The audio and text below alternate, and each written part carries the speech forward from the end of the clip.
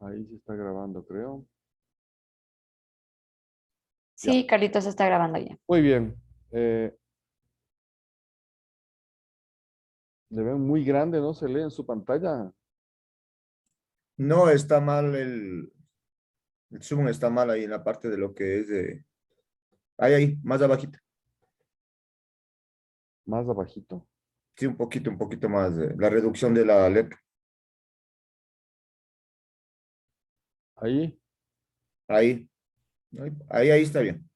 Ah, hay un recuadro que me apareció adicional a la pantalla general.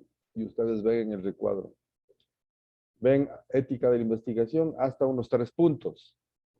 Sí, hasta las Así tres es. viñetas. Exactamente. Ya. Ya. Yo estoy viendo más. Por alguna razón está diferente en mi pantalla. Bueno, ok. Bueno, veamos entonces, ¿no? Todo el proceso de investigación tiene una serie de cosas, de características que eh, tiene que tomarse en cuenta en el desarrollo de todo lo que todo lo que hemos conversado, ¿no? Esas características eh, o premisas que plantea el problema y que responde a través de los resultados de la investigación, em, necesita, necesita manejarse con, con una posibilidad, con un esquema de, de desarrollo que tiene que ver con la forma en que se obtienen los datos y cómo se desarrolla todo el proceso. ¿Sí? Em, el problema, digamos, bueno, si es que podemos hablar de problema, en que primero radica en que esos medios o técnicas que se emplea para lograr los resultados sean bien hechas, ¿sí? Y bien hechas significa, uno, que esas herramientas y esas técnicas empleadas sean las correctas y necesarias para esto. No todas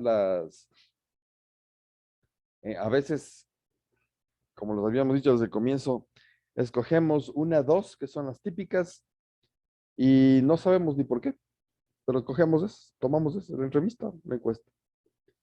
Pero de pronto necesitamos otro tipo de investigación o algo adicional como para ahondar. Entonces, desde ahí pasamos y planteamos un proceso de toma de resultados adecuado. Y la segunda es que esas herramientas sean bien hechas, bien establecidas, bien utilizadas. Entonces, la observación la estamos haciendo bien. La toma de datos en la observación la estamos haciendo bien o no. Es el momento adecuado, es el ambiente. Incluso la encuesta está bien hecha, está aprobada. Las encuestas hay que probarles. Entonces, esas, esas cosas son importantes em, y son parte del proceso incluso de la ética, ¿no? La ética es, ¿qué cosa?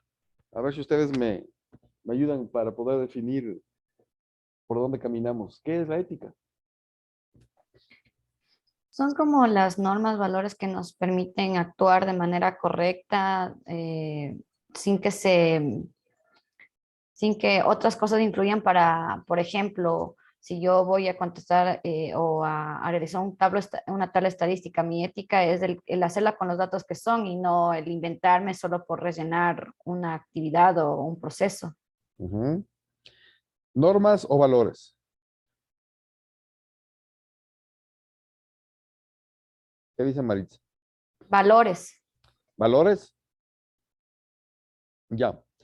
Si son valores, ¿por qué entonces se le, se le transforma en un reglamento en las organizaciones y se hace un código de ética, por ejemplo? ¿Por qué hablar de códigos de ética en las organizaciones? Si fuesen valores, no hay que poner códigos de ética.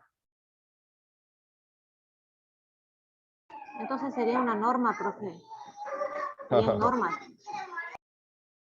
Eh, No, yo solamente les pongo como inquietud, ¿no? Porque Maritza decía, son normas y valores, entonces yo les digo, está bien. ¿Estás segura? ¿Son normas y valores o son normas o son valores? ¿Qué dice Rommel?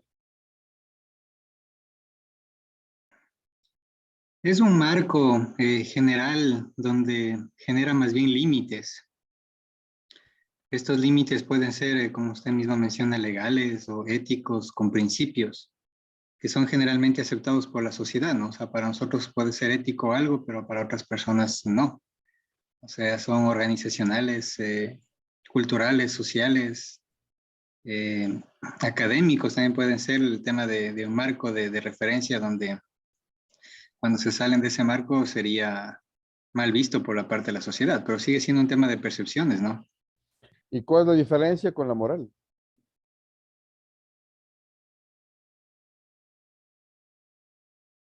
Porque hablamos de moral por una parte, ética no es lo mismo, ¿no? Estos conceptos de principios, valores, de moral, ética, son temas realmente que la sociedad se impone, ¿no? Son temas subjetivos, a veces difíciles de definir. Pero ¿cuál es la diferencia en general entre moral y ética?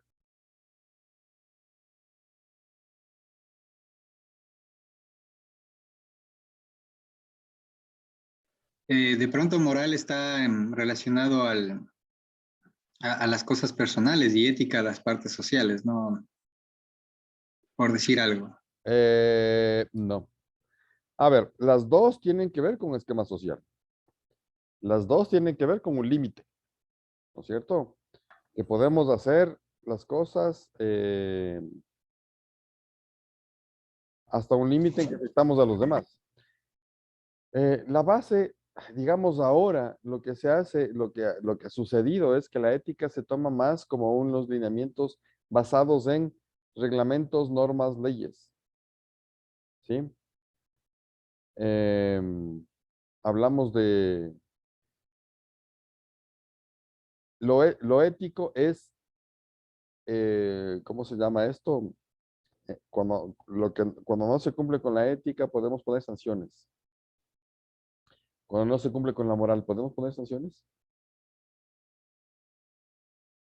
Son sanciones diferentes, ¿no es cierto? Son sanciones diferentes.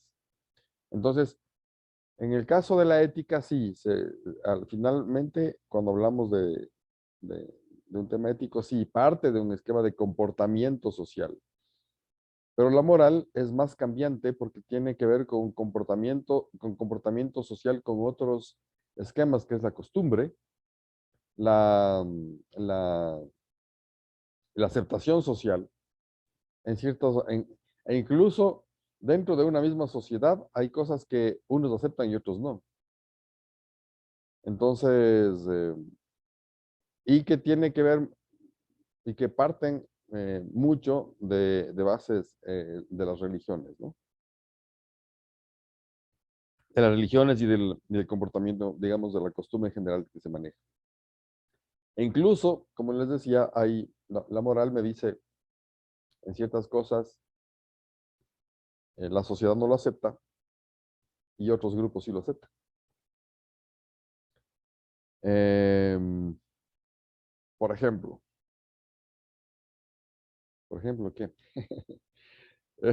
A ver, bueno, eh, en Medellín, por ejemplo, hay una iglesia en el centro de Medellín. Hay una iglesia que es la iglesia de San Judas. ¿Saben quiénes van allá sobre todo a pedir favores? Bueno, ahora supongo que todavía sí, pero hace unos años me llamó la atención eso. La iglesia de San Judas, los que van a pedir favores son los sicarios. Van a rezarle a San Judas para que les permita cumplir con su objetivo y salir ilesos de eso, de su atentado. Para ellos es moralmente aceptable ir a pedir a un supuesto santo con una iglesia eh, que le permita hacer ese tipo de labor. Pero para el resto de la sociedad no, ¿no es cierto? Entonces es, como alguien decía, es más personal. En la parte ética tiene que ver ya más con temas, se ha convertido en más temas de esquemas de manejo de normas. Por ejemplo, si yo soy director o gerente financiero de una empresa, llega Navidad y uno de los proveedores viene y me da un regalo, ¿sí? Por Navidad. Yo lo acepto. ¿Ético o no?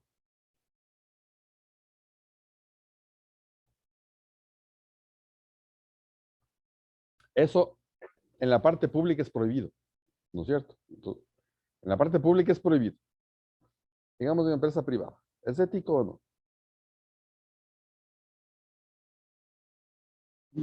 En la empresa privada sí, en la empresa pública no. ¿Y por qué sí, por qué no? En uno y en otro. Es parte de la costumbre, ¿no? O sea, es consuetudinario el tema de recibir regalos, es hacer negocios, es tener intercambio de cosas. En cambio, en el Estado se está tomando como un soborno, es decir, que está haciéndole un favor y para beneficiarse el tema del Estado. Y puede En la ser parte que, privada es... y puede ser que no sea un soborno, puede ser que sea de buena fe. Lo que pasa es que esas cuestiones de buena fe con el tiempo se han convertido en un tema, como usted dice, de soborno.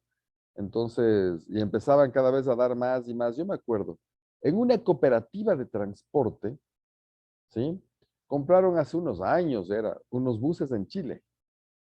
¿Sabe lo que hicieron?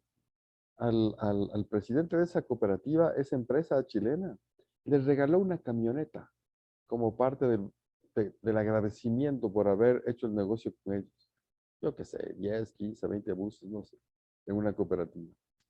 Entonces, bueno, una cosa es que te regalan una botellita de whisky, otra cosa es que te regalan una camioneta imagínense el negociazo que se hicieron ahí y además el sobreprecio que puede haber aparecido simplemente con ese valor, ¿no? Entonces, sí daba una idea de que si es que yo doy mejores y mejores regalos, entonces voy a dar preferencia a un cierto proveedor que a otro.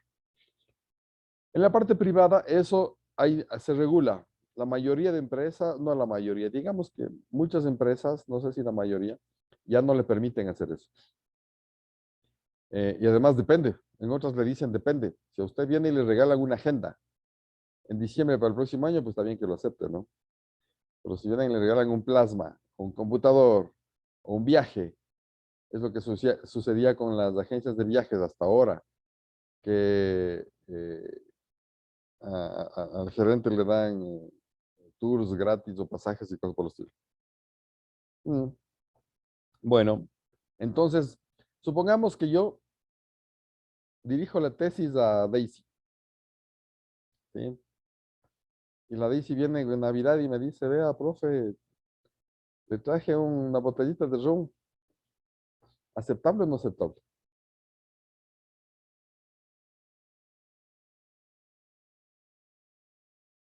Yo lo hago de buena fe, profe. ¿Pero aceptable o no aceptable? Si tomamos todos. Bueno, ahí sí puede ser, invitamos a todo el curso. Aunque nos toque solamente un shot. Bueno, esa respuesta me gustó. Pero ahí viene dentro de la ética o la moral. Más viene dentro de la moral, ¿no? Entonces, particularmente yo le digo a Daisy, gracias Daisy, pero no lo puedo aceptar. O traiga en clases y nos tomamos todo el curso, ahí tal vez. Pero no lo acepto. Es que la Daisy se gradúa, se incorpora, y después de la incorporación, me dice gracias por la dirección y tome la botella de ron. ¿Es igual o no? ¿Es más aceptable o no? De mi parte, digo, ¿no? Yo creo que ahí, Uy, ahí hubo perdón, disculpe, profe. Yo creo que ahí sí sería, porque ya no estamos en una relación docente y alumno. Ahí sería un poco más aceptable. Ya no tiene usted nada que, o sea, no tendría nada que ver con mi récord académico. Entonces creo que ahí sí podría ser. No sé. Exactamente. En el primer caso, tanto la alumna como el profesor deberían decir, no, eso no se hace. Pasado eso, podría ser, pero mi respuesta a Daisy va a ser la misma. Gracias, Daisy, no la acepto. Mi trabajo era ayudarle y esa es parte de mi labor, por lo tanto, sí es un tema de logro de vida, ¿no? Pero qué bueno que lo haya logrado y no, ¿sí? No lo acepto. Entonces, hay que tener mucho cuidado, pero eso está dentro de la moral, no de la ética, ¿sí?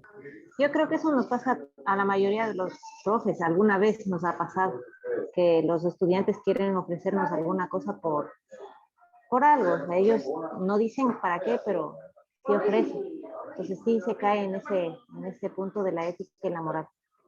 Exactamente, ¿no?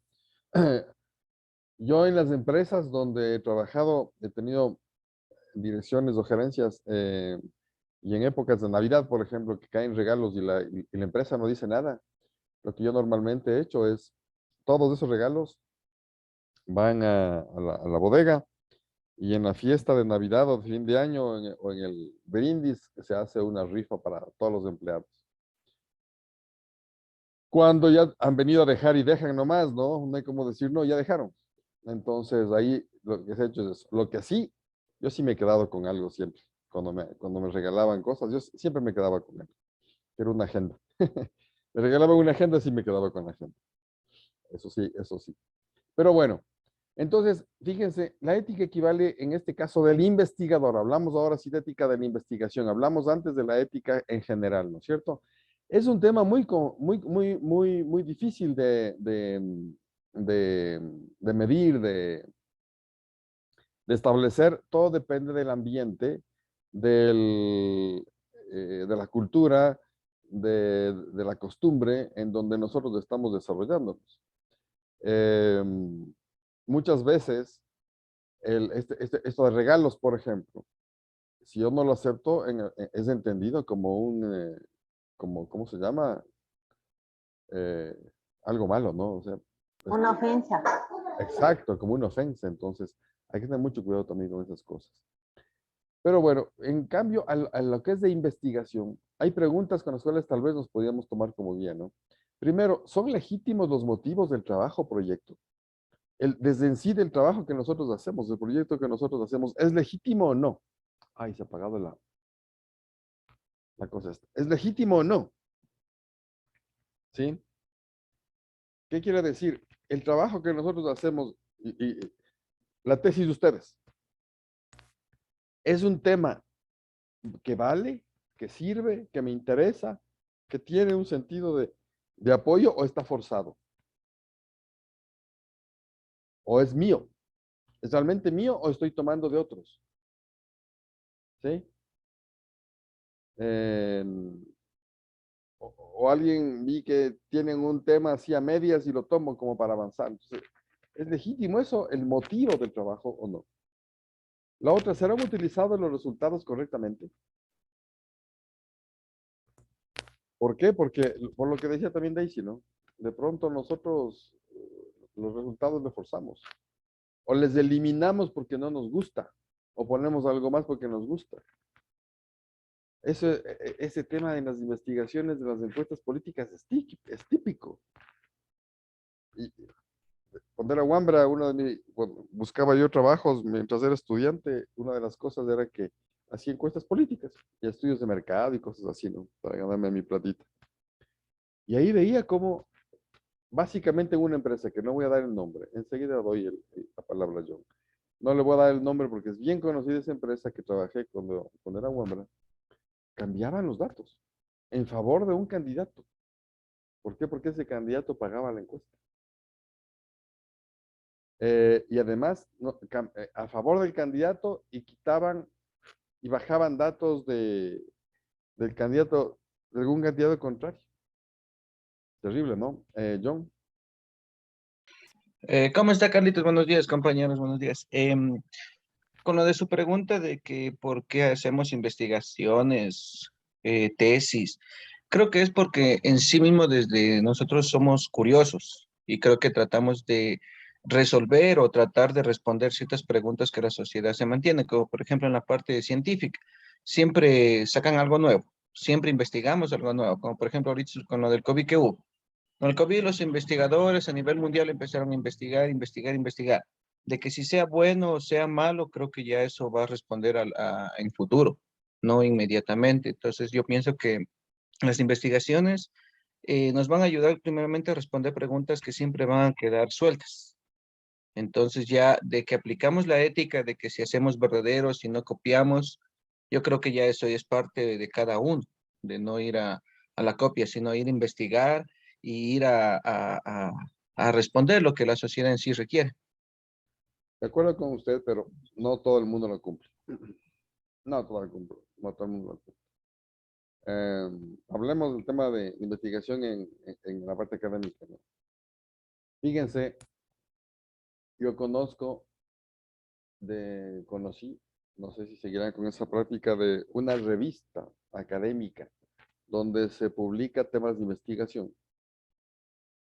Supuestamente revista académica en desarrollo. Estas personas cobraban alrededor de $1000 por publicar un artículo mío. Yo le doy un artículo y me publica. Sin análisis, sin revisión, me publica. Y cobraban $2000 si yo no tenía un artículo y ponían artículo de alguien con el nombre de uno. Y hay una publicación, imagínense. Y en una universidad. Y de una universidad. Alguna vez el CEACES, del ex CEACES, llamaron a que haga un trabajo de consultoría, que era una revisión sobre justamente el tema de ética de las revistas que tenían las diversas universidades del país. La premisa del CEACES para hacer eso era, la hipótesis de ellos era que entre el 50 y el 60% de las revistas eran falsas. ¿Ya se cuenta? Entonces, por eso y por otras cosas más que siempre tenemos que hablar del tema de ética. Y hay un pequeño espacio a veces donde todos dejamos de cumplir con esto, ¿no? Voy a 120 en la carretera y me paran y me multan. Han estado un detector de la policía y me para y me multa a los agentes de tránsito. Y viene la gente y le doy unos $30 para que no me multe. Eso es moral y ético. Inmoral y no ético. Por parte mío, que yo le ofrezco, le entrego, y por parte del otro señor que me pide o me acepta. Entonces ahí no hay que hacer. O sea, cometí un error, me toca. $120, ni puchas, terrible, pero me toca asumir. O sea, parte de la falta de ética es no asumir las cosas. ¿No es cierto? Entonces, son varias cosas que tienen que ver con eso. Entonces, una de las cosas es legítimo, ¿no? Nosotros tenemos que hacer ¿cómo se llama? Fíjense, yo estaba siguiendo un diplomado con una institución de España, en línea. Había un grupo de profesores, ¿no? Con maestrías y doctorados siguiendo ese diplomado. Hace poco, ¿qué será? Unos 3, 4 años. Y un día me llama y me dicen, Carlos, hay que dar la primera prueba, era, ¿no? La primera prueba. Hay que dar la primera prueba, entonces vamos a reunirnos en tal parte con una mesa grande y una, ¿cómo se llama? Y vamos a proyectar las pruebas, la prueba para dar en grupo. Yo, ¿cómo así? Dice, claro, si bien las preguntas salen al azar eh, para cada alumno, pero el banco de datos no es que tiene para todos los alumnos tan grande, entonces a veces salen repetidas. Y aquellas que no salen, nos vamos comparando y vamos guiando entre nosotros. ¿Qué les pasa? A profesores de universidades con maestría y doctorado haciendo eso. Sí, pues yo también quiero aprobar ese diplomado, porque si no aprobábamos nos tocaba pagar. Si aprobábamos, teníamos media beca. Pues no puede ser. Y eso, como decía el compañero hace un rato, es un tema personal. Es un tema personal. Entonces, es como el tema de la corrupción. Todos hablamos y nos quejamos de la corrupción, pero cuando le damos los $30 al policía ya no es corrupción. Y seguimos hablando. O cualquier cosa. En el tema de proyectos es igual, o sea, en el tema de la tesis es igual, porque además podemos estar afectando gravemente a otras personas. ¿Por qué? Porque nosotros damos una justificación que tiene un bien social. O si no afectamos gravemente, nos afectamos nosotros mismos. Si hacemos una tesis con este esquema no ético y nos graduamos, nos estamos mintiendo nosotros mismos y vamos a tener un problema de costumbre de desarrollo a futuro. Mi pregunta es, si eso hacemos para graduarnos, ¿qué vamos a hacer de profesionales?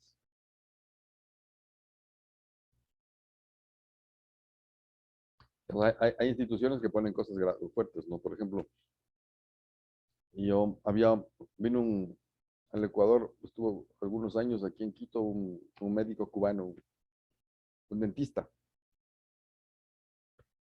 y él se asombraba de las cosas que se manejaban en ese sentido en nuestro medio. En tema profesional. Él al comienzo, claro, como recién llegó, trabajaba para otra profesional, que le prestaba en sus momentos libres ¿cómo se llama? El consultorio y los equipos. Y claro, prácticamente no es que le prestaba, sino que le alquilaba. Y un rato ella le había dicho que por qué le paga tan poco, ¿no? Que le pagaba en función de la cantidad de pacientes que tenía y el tipo de problemas que tenía. Entonces él le decía, bueno, porque eso es lo que está atendiendo. Y que ella le decía, oye, pero no está bien. Si alguien viene para que le cure una pieza, usted tiene que decir que están 2 o 3 mal. Y es lo que hacía la doctora. Entonces, Jesús, se llama este señor, después se fue del país, se fue, no sé si, alguna parte de los Unidos, no sé. Muy buen profesional. Y me decía, oye, eso es terrible. Me contaba lo que hacían en su universidad, ¿no?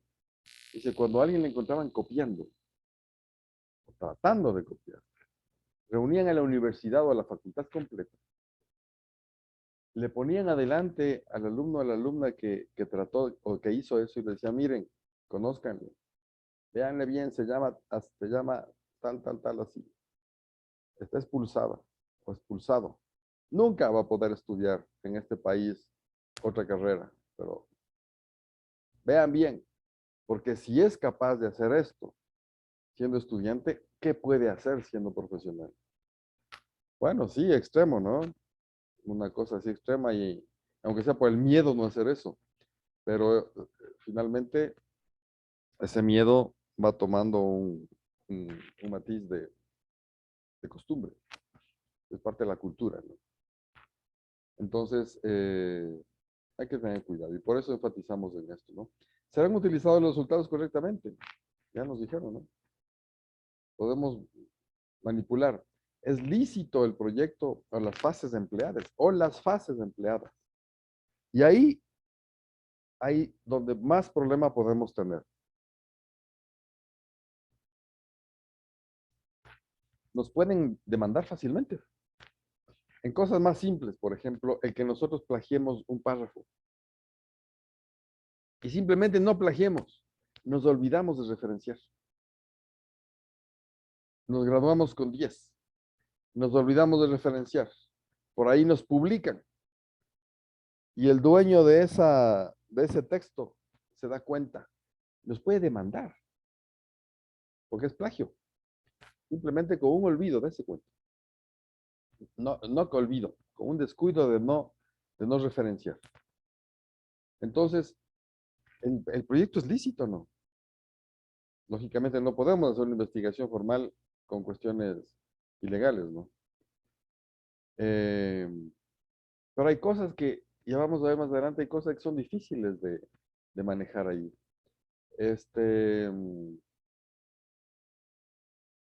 Los temas médicos, como decía, de el tema de,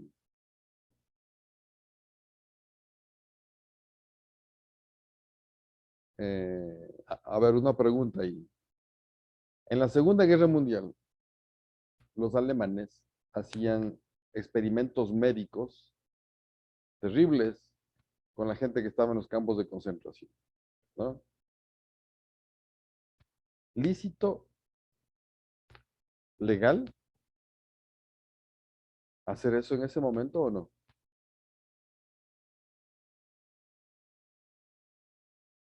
Ni en este ni en ningún.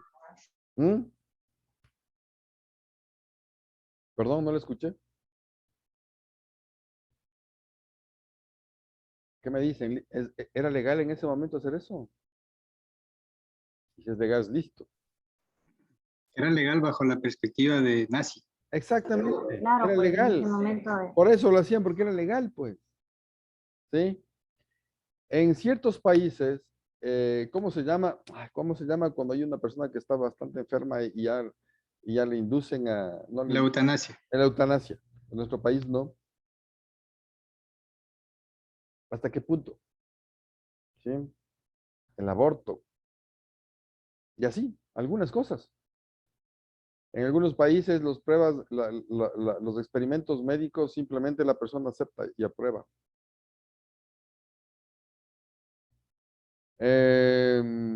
Hasta hace pocos años, no digo muchos años atrás, hasta hace pocos años, 15, 16 años, el homosexualismo era penalizado en el Ecuador. ¿Sí?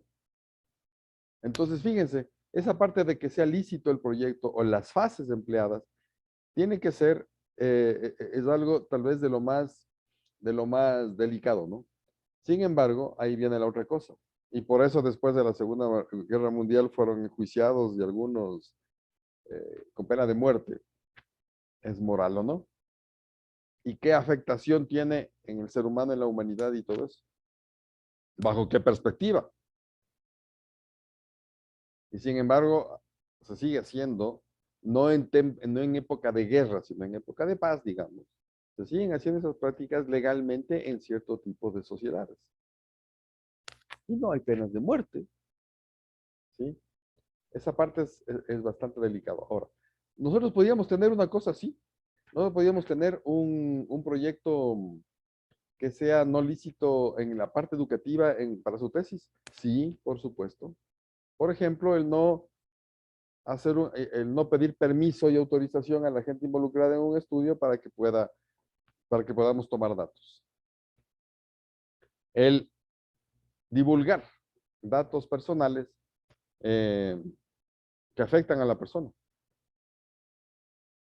Entonces, si hacemos un estudio de el grado de equilibrio o dispersión del equilibrio, la parte emocional de los docentes debido a la forma de dar clases en la pandemia, y los resultados los divulgamos y decimos, Carlos Porras ha sido esquizofrénico, se volvió esquizofrénico con el encierro. ¿Ah? ¿Qué creen que va a pasar? O el Carlos Porras tuvo una depresión terrible que le tocaba entrar con tranquilizantes 6 meses en una clínica. ¿Sí? Se puede demandar, ¿no es cierto? Entonces, ese espacio ¿cómo se llama? Hay que tener cuidado. Bueno. Entonces, la ética en la investigación, vamos a referirnos a lo que tiene que ver con valores, ¿sí? Ética y valores, que son esquemas que sí se manejan, ¿no? Acuérdense que en las planificaciones estratégicas se habla de misión, visión, objetivos y valores. Hay valores que hay que acentuar ahí. Y siempre ponemos los mismos valores. Que ni siquiera sabemos de qué se trata. Respeto, bueno, ¿qué es eso? Entonces, valores, que son aquellas cosas que se entiende que están bien y que hay límites a los cuales no se puede pasar. Esos límites pueden ser personales, porque yo no estoy de acuerdo con ese esquema, yo mismo me pongo un límite, o no es que me pongo, sino que tengo un límite, o hasta cuando yo me aceptan o acepto de los demás, ¿no? Es decir, aquellos medios que no justifican el fin último, el fin justifica los medios, se han oído, ¿no es cierto? Eso no es cierto. O es cierto bajo ciertos parámetros nomás. El fin justifica los medios, ¿no?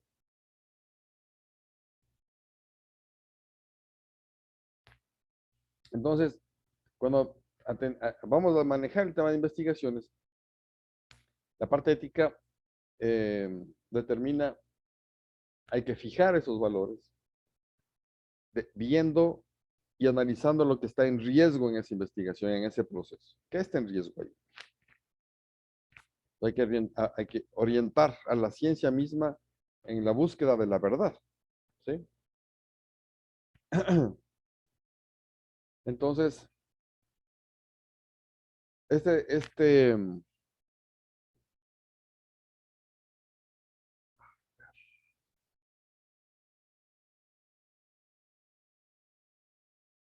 Salkin dice, ¿no? Y determina, dice, los principios básicos de la investigación ética son, primero, mantenimiento de la intimidad o mantenimiento del anonimato. Eso es básico, porque sobre todo se trabaja en investigación en lo que estamos nosotros viendo con personas, sobre todo, ¿no? No invadir espacios privados de otras personas para observar comportamientos y recabar datos. Fíjense, ahí nosotros podemos hacer algo. Ponemos una camarita en un curso para ver cómo es el comportamiento de los estudiantes en X momentos. ¿Es ético o no? Y que ellos no saben. Oigan, pero a cada rato nos hacen eso a nosotros, ¿o no? En las redes sociales no pasan todos los días filmaciones de las situaciones que pasa de la gente y de nosotros mismos fuera, privadamente. Se va rompiendo, ¿no? No obligar a las personas a participar proveyendo datos e informes. No podemos obligar. No debemos obligar. ¿Será? ¿En qué casos ustedes creen que una investigación puede haber una obligación de participación? Y además legal. Cuando hacemos lo que les digo, una investigación legal, el juez puede terminar y obligarnos a que digamos algo. ¿Sí? Evitar que algún informe sufra daños debido a su colaboración, que un informante sufra daños debido a su colaboración. Cuando hacemos investigaciones de cuidado, ¿no? Compartir con la comunidad los resultados de la investigación. Con la comunidad en general. Sí debemos participar y de manera anónima, con resultados estimados nada más, con el grupo al quien le interesa esa investigación. Entonces, con la institución en la cual estamos haciendo el análisis y estudio de la cuestión emocional de los docentes, vamos a decir, mire, aquí tal porcentaje pasa esto, tal porcentaje tiene esto, hay que hacer un plan de desarrollo y ayuda en general. Y si se presentan los casos particulares, en el anonimato. He trabajado como gerente de talento humano en algunas empresas. Y ahí se presentan esas cosas, ¿no? Se han presentado hasta casos que tocaba atender de intentos de suicidio. Imagínense divulgar esas cosas. Ok. Entonces, cuando vamos a grabar a la gente, hay que pedir permiso también. No es cuestión de ser así nomás, ¿no? Ética versus ciencia. Bell pregunta sobre esto. ¿Hasta dónde es lícito estar en la cotidianidad o en la vida de las personas? ¿Hasta dónde es lícito entrar?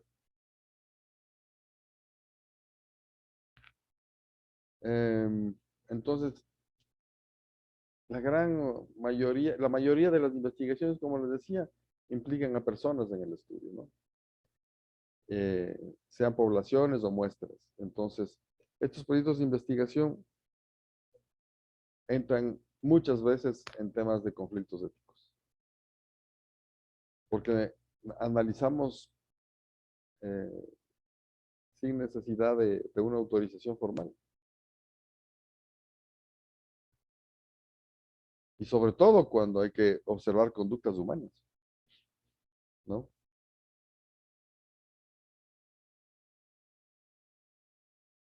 Por eso antes decíamos, hay que medir esas responsabilidades y los efectos y estar conscientes de hasta dónde se llega, ¿no? Blackster dice también, como investigador, se tiene el deber ante sí mismo, ante los colegas, ante los sujetos investigados y ante el público que leerá su trabajo, de actuar con responsabilidad durante el proceso de recolección, análisis y difusión de los datos. Entonces, está en el ámbito personal eso, ¿no? Y asimismo, Blackster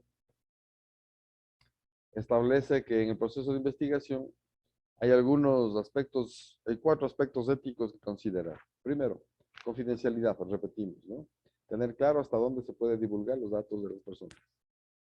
Y proceder en consecuencia, ¿no? El anonimato, sobre todo si así lo exige el informante, para la investigación de la misma. Es la típica, ¿no? Te doy estos datos, pero no dirás a nadie que yo te dije. ¿Será que no le digo a nadie? Enseguida voy y le digo al hermano, a la hermana, al papá, al mejor amigo, a la mejor amiga, a la esposa, al esposo. Y así sale nomás. La legalidad. Es decir, seguir las conductas regulares o contar con los permisos cuando sea necesario. La legalidad también tiene que ver con dar crédito y las referencias estrictas y respetar la propiedad intelectual, lo que hablábamos al comienzo. Por eso es que las tesis se pasan por estos programas antiplagio, ¿no? ¿Se han visto? Y las universidades determinan hasta cuánto, hasta qué porcentaje es permitido el que ese programa nos dé una referencia de datos que corresponden a otras personas. Y eso se da porque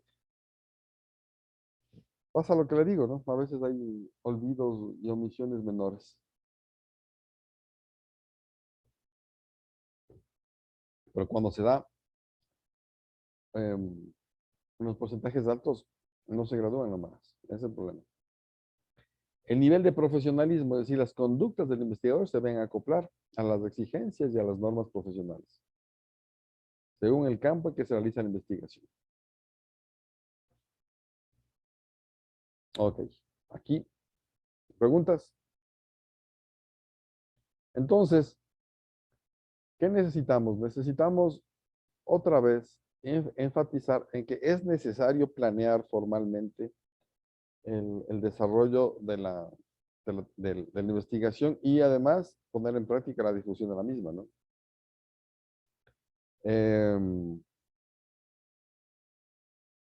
Y esa información tiene que ser adecuadamente difundida si hace falta, ¿no?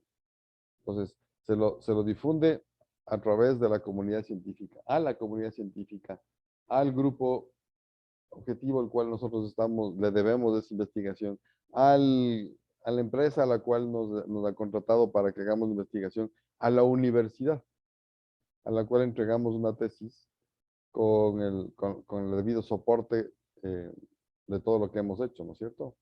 Pero cuando nosotros hacemos una difusión, esto tiene que darse a conocer a la comunidad científica y a un comité de expertos o al público en general.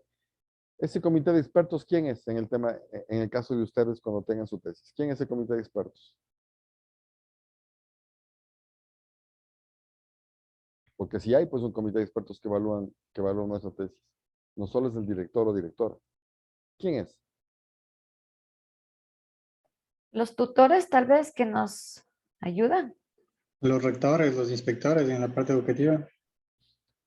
Más que eso, El tribunal. el tribunal. El tribunal normalmente está formado por director y dos personas más, ¿no es cierto? Y esas 2 personas más para que previo a la defensa, tienen que leer su tesis y presentar un informe. Ellos son los expertos, ¿verdad? Entonces, hay que planear bien esa difusión, por lo tanto. Y en la parte científica académica, la difusión normalmente se hace a través de las revistas científicas académicas con las cuales podemos manejar, ¿sí? Si es que lo deseamos hacer así. ¿Qué es una revista científica? Primero, es una publicación periódica. Lo vamos a hacer normalmente semanal. ¿Cuál es el grado de periodicidad de una revista científica? Una revista científica primero tiene que ser especialista en su tema, ¿no? En el tema en el cual se está divulgando los artículos. Por lo tanto, la periodicidad depende de qué tantos artículos hay, qué tanta investigación hay en el medio, ¿no? Entonces, las revistas científicas que más frecuencia se da, una de esas son la parte de medicina y salud. Todo el tiempo están investigándose ahí, ¿no? Todo el tiempo. Entonces, ahí puede haber una periodicidad mayor. Pero yo que sé, en contabilidad, por ejemplo, ¿han visto una revista científica en contabilidad? En administración. Poquísimo. ¿Por qué?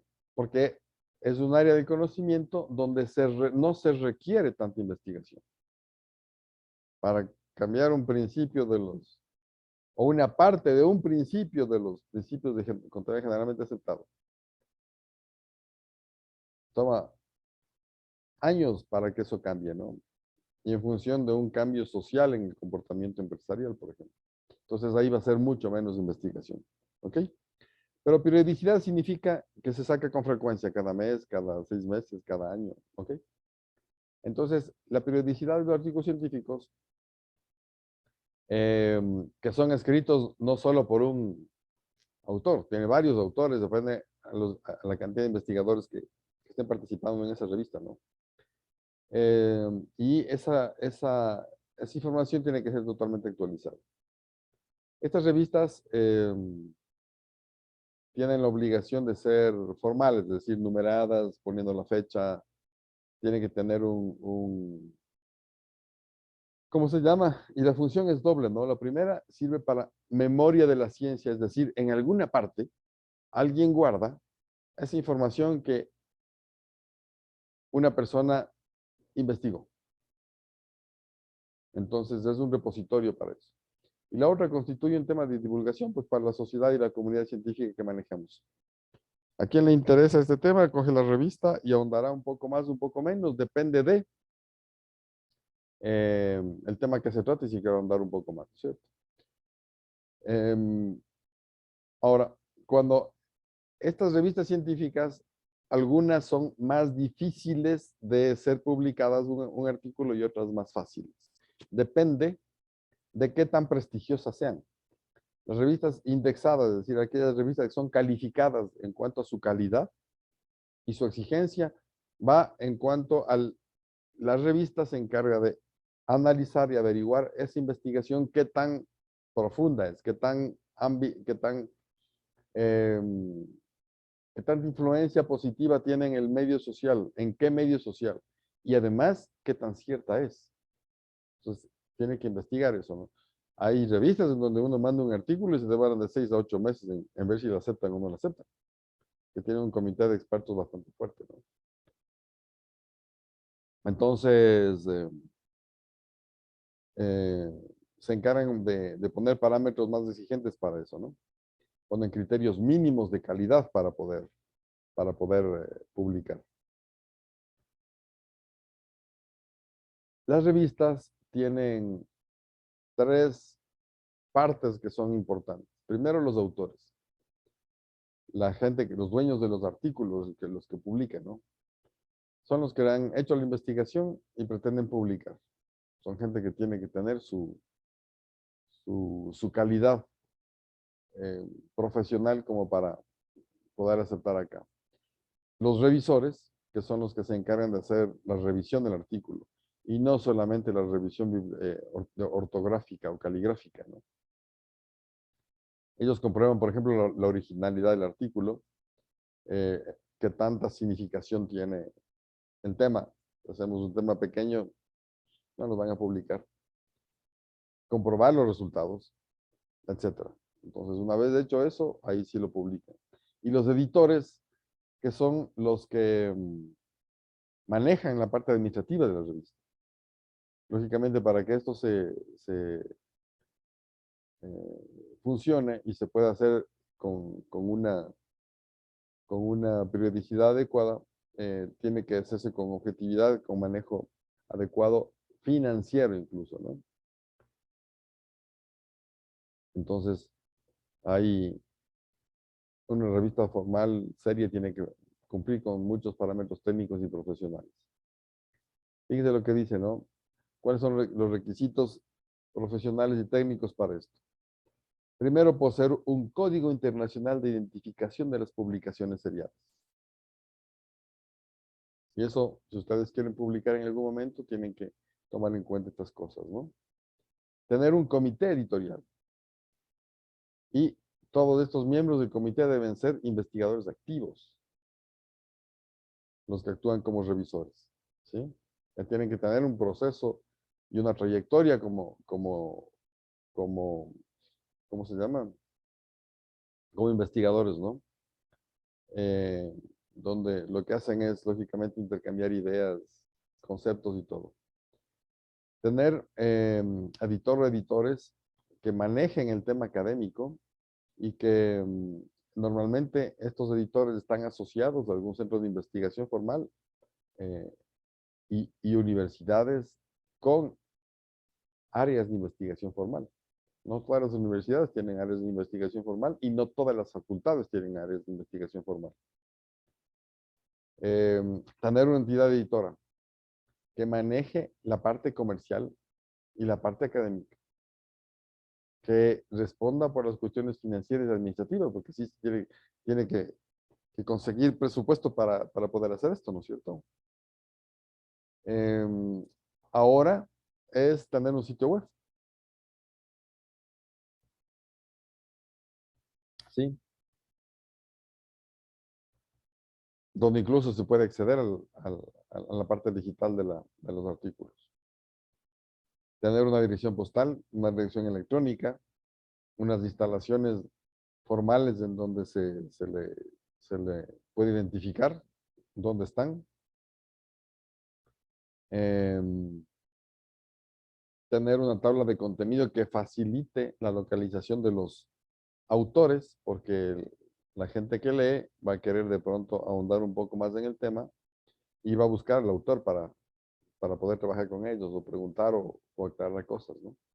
Estar indexada en una base de datos, es decir, que esté calificada por algún organismo internacional y la numeración de fascículos, etc.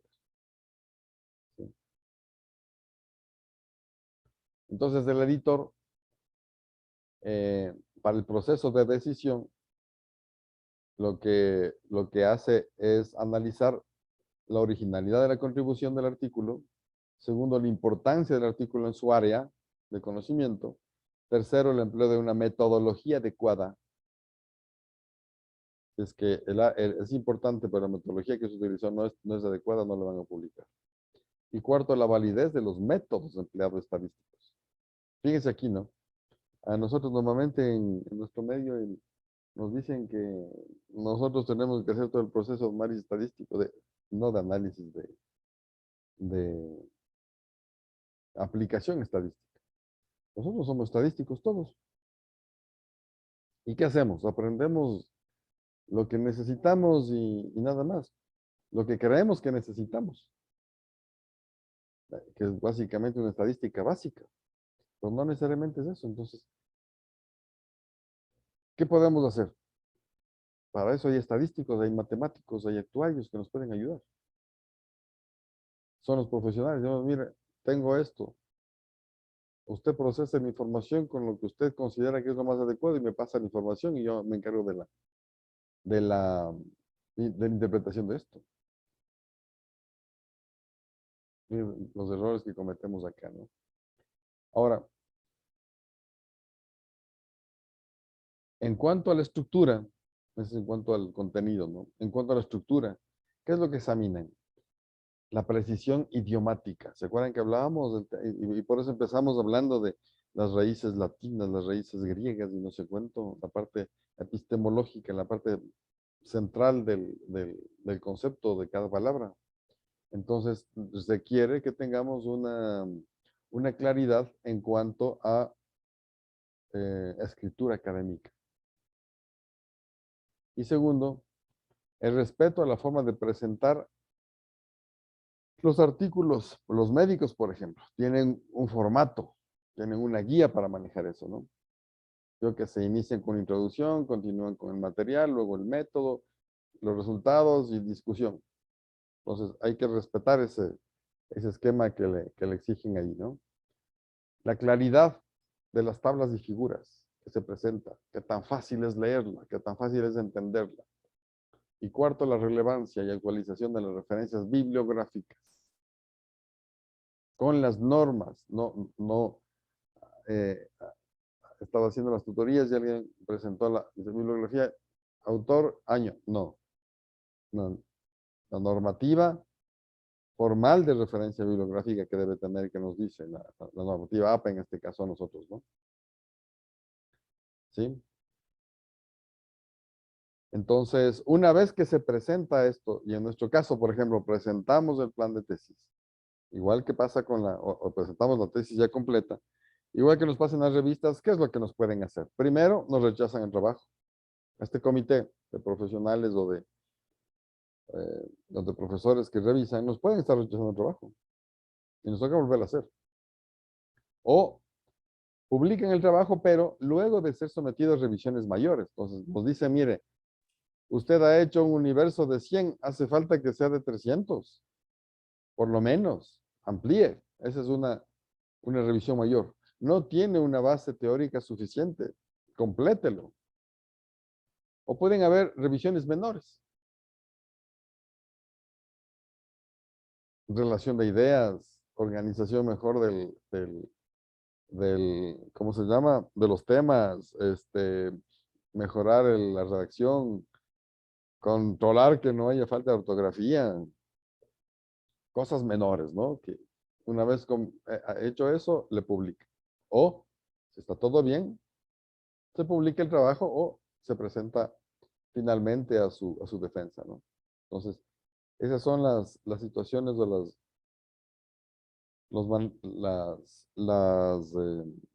la forma de publicar que tenemos ahí.